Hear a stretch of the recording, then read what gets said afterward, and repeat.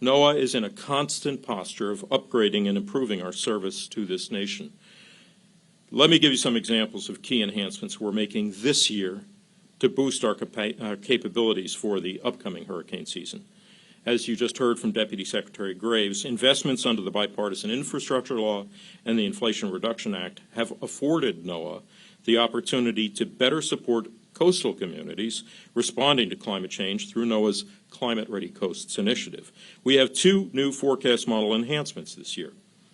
A major upgrade to our storm surge model expands probabilistic forecasts for storm surge to Puerto Rico and the U.S. Virgin Islands, now providing emergency managers and coastal communities with the most likely range of storm surge values so they can be better prepared and informed. Next month, we're launching a new hurricane model that will eventually become our primary hurricane model. The model, called the Hurricane Analysis and Forecast System, was developed by NOAA researchers with hurricane disaster supplemental funding in 2018, 2019, and 2022. Retrospective analysis of storms in the North Atlantic Basin from 2020 to 2022 showed that the new hurricane model provides up to a 15% improvement in track and intensity forecasts over existing models. Directed by the Weather Act of 2017 and developed under NOAA's Hurricane Forecast Improvement Program, the new model aims to improve forecasts for rapid intensification. All of our forecast models run on NOAA's operational supercomputing system. In July, we'll be expanding our supercomputing capacity by 20%. This upgrade will allow us to run more complex forecast models and provide faster and more efficient computing power for operational prediction, research, and development.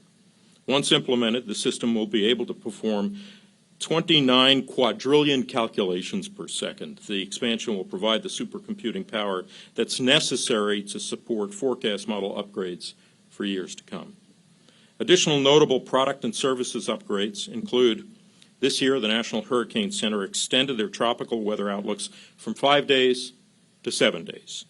Being able to forecast further out in time helps emergency managers better prepare for the storm. Also, the Weather Prediction Center's excessive rainfall outlook will be operationally expanded out to day 5 this season. Flooding is the deadliest tropical cyclone hazard in the U.S., and these outlooks now provide up to 5 days of lead time on the threat of flash flooding from intense rainfall.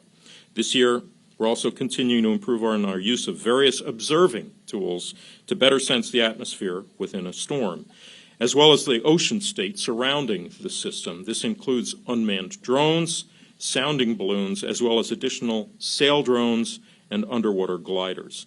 Thanks to bipartisan infrastructure law funding, NOAA's National Data Buoy Center will modernize and upgrade the Tropical Atmosphere Ocean TAO buoy array. Data from these buoys are fundamental to understanding our knowledge of El Nino and La Nina, as you just heard the DepSec allude to, and our ability to better simulate and predict them in climate models. The El Nino and La Nina climate patterns can influence Atlantic hurricane season. These are exciting investments and advancement that will help our agency support communities living in the path of tropical cyclones.